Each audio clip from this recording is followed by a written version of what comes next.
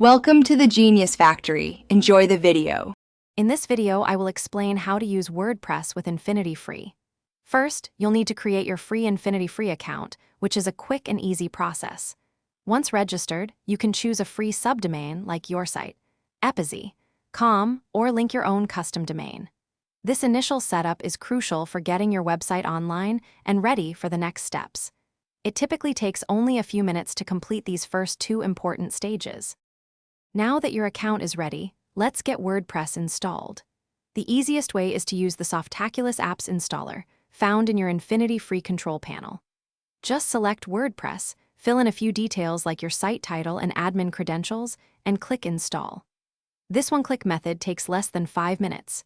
If you prefer, you can also manually install WordPress by uploading the files via FTP and setting up a MySQL database. With WordPress installed, it's time for some basic configuration. Log into your WordPress dashboard using the username and password you created during installation. From here, you can choose a theme to give your site a unique look and feel. There are thousands of free and premium options available.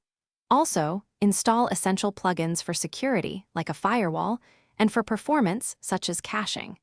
These steps are vital for a great user experience.